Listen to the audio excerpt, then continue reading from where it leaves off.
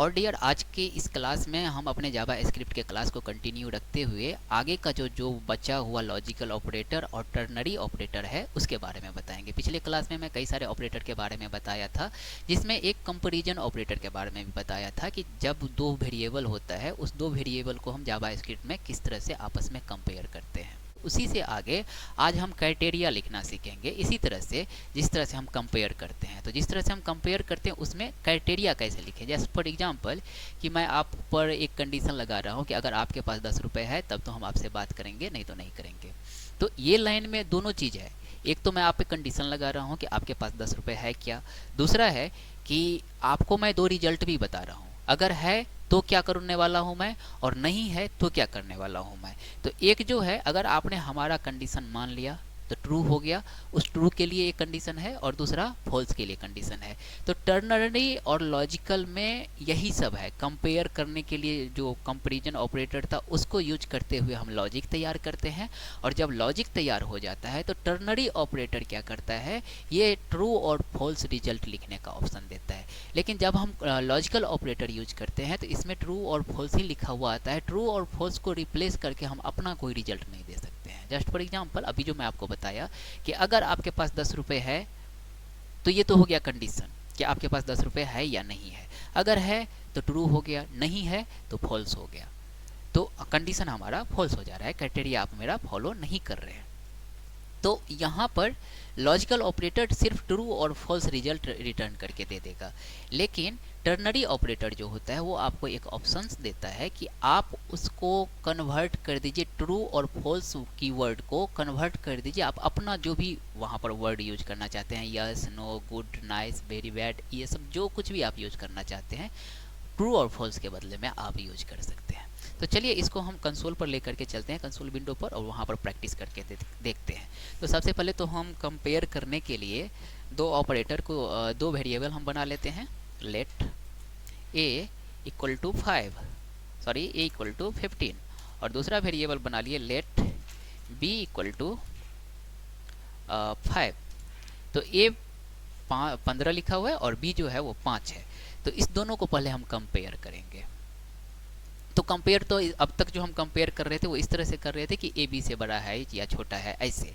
लेकिन यहाँ पर हम लॉजिकल ऑपरेटर की मदद से क्या करेंगे, ए पर एक कंडीशन लगाएंगे और बी पर दो अलग कंडीशन लगाएंगे, या दोनों पर सेम ही कंडीशन लगाते हैं। तो ए पर हम कंडीशन लगाते हैं क्या कि क्या ए 10 से बड़ा है, ए 10 से बड़ा है, और बी पर भी हम कंडीशन लगाएंगे कि क्या बी भी 10 से बड़ा है।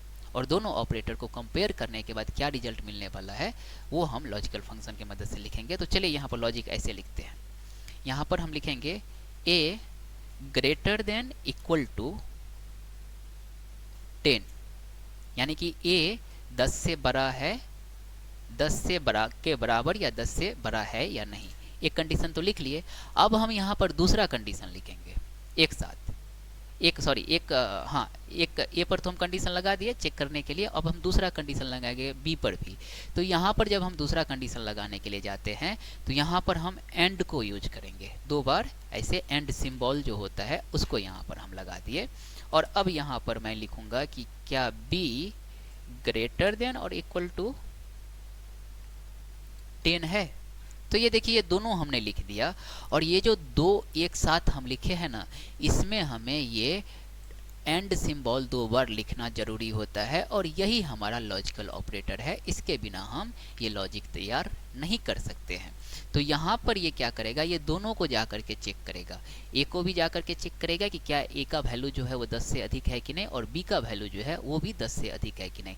अगर दोनों का वैल्यू इक्वल है, यानी कि दोनों का वैल्यू कंडीशन जो है दोनों फॉलो कर रहा है, दोनों का वैल्यू 10 से बड़ा है, तब ये ट्रू रिटर्न करेगा, अदरवाइज ये फॉल्स रिटर्न करेगा। जैसे जैसे ही अभी मैं इंटर प्रेस करता हूँ तो ये फॉल्स बता रहा है। क्यों फॉल्स बताया, क्योंकि यहाँ पर ए जो है वो ए तो 15 है यानी कि 10 से बड़ा है, लेकिन बी 10 से छोटा है, यानी कि बी का वैल्यू सिर्फ 5 ही है, तो बी 10 से छोटा हो गया। तो एक तो सही है और दूसरा लॉजिक जो है वो गलत हो जा रहा है, फॉल्स लेके आ रहा है, तो इसलिए ये फॉल्स ला करके दे देगा। लेकिन अगर अभी हमें ऐसा ही कंडीशन बनाना होता कि चलो किसी एक के पास सही रिजल्ट होना चाहिए, बाकी दूसरा जो है वो कंडीशन फॉलो नहीं भी करता है, तो भी हमें ट्रू ही रिटर्न करना है या जावा स्क्रिप्ट ट्रू ही रिटर्न करे, तो इसके लिए हम और ऑपरेटर का यूज करते हैं। ये जो अभी हम यूज किए थे इसको हम एंड ऑपरेटर बोलते हैं, एंड लॉजिकल ऑपरेटर। अभी हम और लॉजिकल ऑपरेटर का यूज करेंगे। तो ये कैसे यूज करते हैं, बिल्कुल ऐसे ही, ए ग्रेटर देन 1 मिनट गाइस। तो यहाँ पर ए ग्रेटर देन इक्वल टू 10 और के लिए हम यूज करते हैं ये 5 को, ये 2 ठो स्ट्रेट लाइन वाला जो सिंबल है, पाइप सिंबल, उसको हम यूज कर लेते हैं। और फिर से b greater than equal to, यहाँ पर हम लिख देंगे 10। अब अगर इंटर प्रेस करते हैं ना तो देखिए यहाँ पर ट्रू हो गया, जबकि एक सही हो रहा है। यहाँ पर ए जो है वो बी से छोटा है, मतलब ए जो है वो सच में 15 है तो ये 10 से बड़ा हुआ, लेकिन बी 10 से छोटा है, फिर भी यहाँ पर ट्रू आ रहा है। तो यही होता है कि एंड और में अंतर यही होता है, एंड लॉजिकल फंक्शन में और एंड और लॉजिकल फंक्शन में एक दूसरे का ऑप्शनल होता है। ये एंड में जितने भी कंडीशन यूज किया जाएगा, जितने कंडीशंस को आपने जोड़ करके एक साथ लिखा है, वो सबको सही होना पड़ेगा, तभी ट्रू रिटर्न करके देगा। और में क्या होता है कि कोई एक अगर ट्रू हो गया तो रिजल्ट जो है हमारा ट्रू ही रिटर्न होकर के आता है। तो ये कुछ इस तरह से काम करता है। चलिए अब आगे चलते हैं। यहाँ पर टर्नरी ऑपरेटर के बारे में तो हमने सीख लिया। ये लॉजिकल ऑपरेटर तो हम इस तरह से लिख लेते हैं। अब आगे हम बात करते हैं कि अगर हमें ये जो ट्रू और फॉल्स रिटर्न करके दे रहा है इसको रिप्लेस करना हो, तब हम टर्नरी ऑपरेटर को यूज करते हैं। टर्नरी ऑपरेटर को किस तरह से लिखा जाता है, ये देखिए।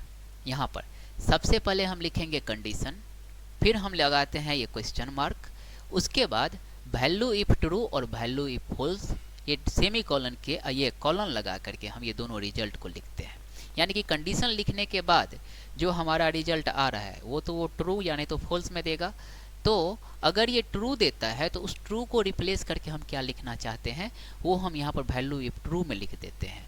और अगर हमें ये कंडीशंस जो है वो फॉल्स रिटर्न ला करके दे रहा है, कंडीशन लगाने के वजह से अगर हमारा फॉल्स रिजल्ट आ रहा है, तो उस फॉल्स को रिप्लेस करके हम कौन सा वर्ड लिखने वाले हैं वहाँ पर, वो चीज़ हम यहाँ पर लिखते हैं। और बीच में यहाँ पर हम लिख देते हैं, कॉलन को लगा देते हैं। जैसे कि यहाँ पर एग्जांपल देखिए, यहाँ पर है ना, एज ग्रेटर देन और इक्वल टू अगर 18 है तो एडल्ट होगा, अगर सच में 18 है तो एडल्ट होगा, और अगर नहीं है तो मीनर होगा। इसी चीज़ को हम चलिए यहाँ पर लिखते हैं, जस्ट मिनट, हाँ यहाँ पर लिखते हैं। जैसे यहाँ पर हमने लिखा कि यदि ए का ही मैं ले लेता हूँ, अभी ए का वैल्यू को मैं अपडेट कर देता हूँ, ए इक्वल टू 18 कर देता हूँ, और यहाँ पर लिखता हूँ कि ए ग्रेटर देन और इक्वल टू अगर 18 का है, 18 है, तो यहाँ पर क्वेश्चन मार्क हम लगाएंगे। ये हो गया हमारा कंडीशन, कि हमने कंडीशन लिख दिया। अब स्पेस लेकर के डबल कोटेड कॉमा में जाकर के हम वैल्यू इफ ट्रू लिखेंगे कि अगर सच में ए 18 से अधिक है तो क्या आएगा। तो यहाँ पर आएगा, मान लीजिए यस, यस मैं लिख दिया। और अब नो लिखना है, तो नो लिखने के लिए यानी कि वैल्यू इफ फॉल्स को हम लिखने के लिए जाएं, उससे पहले हमें कॉलन यहाँ पर लगाना पड़ेगा, और फिर से डबल कोटेड कॉमा के बीच में हम लिखेंगे नो, यानी कि value if true value if false भी हमने यहाँ पर लिख दिया। तो यहाँ पर देखिए ए ग्रेटर देन और इक्वल टू 18 का है, तो यहाँ पर यस आ रहा है, जबकि ए, हाँ यस आ रहा है। इंटर प्रेस करता हूँ तो देखिए यहाँ पर यस आया, और है भी क्या कि यहाँ पर 18 तो है ही, ये 18 के बराबर है, इसलिए यहाँ पर यस दे दिया। लेकिन अगर यहीं पर मैं ए को अपडेट करके अभी मैं 12 कर दूँ, और अब यही सेम कंडीशंस को मैं लिखूँ, सेम टर्नरी ऑपरेटर को, तो देखिए यहाँ पर नो ला करके दे रहा है। तो इस तरह से पहले हम ऑपरेटर के मदद से कंपेयर करते हैं, जो वेरिएबल का वैल्यू होता है उसको कंपेयर करते हैं कंपैरिजन ऑपरेटर के मदद से। उसके बाद लॉजिकल के मदद से, लॉजिकल ऑपरेटर के मदद से कई सारे कंडीशंस को मिला करके हम एक क्राइटेरिया बना लेते हैं, और वो क्राइटेरिया जो ट्रू और फॉल्स रिजल्ट ला करके देता है, उस रिजल्ट को हम रिप्लेस करके अपने वर्क के अकॉर्डिंग या अपने अकॉर्डिंग हम उस ट्रू और फॉल्स को रिप्लेस करके अपना अपना वर्ड जो भी चाहे वो हम अपना मर्जी से वहाँ पर यूज कर लेते हैं टर्नरी ऑपरेटर के मदद से। तो ये कुछ ऑपरेटर था, इसके मदद से हम जावास्क्रिप्ट में ये सारा काम करते हैं। अब आगे बढ़ते हैं और आज हम सीखेंगे फंक्शंस के बारे में कि किस तरह से हम जावास्क्रिप्ट में फंक्शन लिखते हैं।